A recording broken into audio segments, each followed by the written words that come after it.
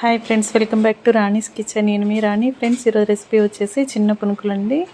ఇన్స్టెంట్గా చేసుకోవచ్చు. మిగిలిన ఇడ్లీ పిండితో అప్పటికప్పుడే చేసుకోవచ్చు. 2 కప్పుల ఇడ్లీ పిండిని తీసుకుని ఒక గిన్నెలోకి వేసుకుని 1 కప్పు నిండా మైదా పిండి కానీ గోధుమ పిండి కానీ వేసుకుని బాగా కలుపుకొని మూత పెట్టుకుని అరగంట వరకు పక్కన పెట్టుకోండి.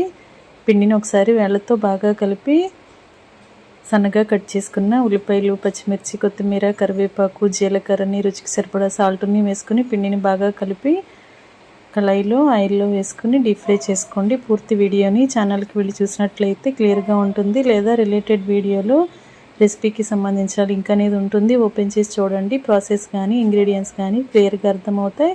అలాగే ఛానల్ని ఫస్ట్ టైం వాచ్ చేస్తున్నారు సబ్స్క్రైబ్ చేసుకుని పక్కనే ఉన్న బెల్ బటన్ని క్లిక్ చేయండి. నేను పెట్టిన ప్రతి రెసిపీ కూడా మీ ఫోన్కి నోటిఫికేషన్ వస్తుందండి. ఓపెన్ చేసి చూసి మీరు కూడా కుక్ చేసి ఫ్యామిలీకి సర్వ్ చేయండి. Thanks for watching. నేను మీ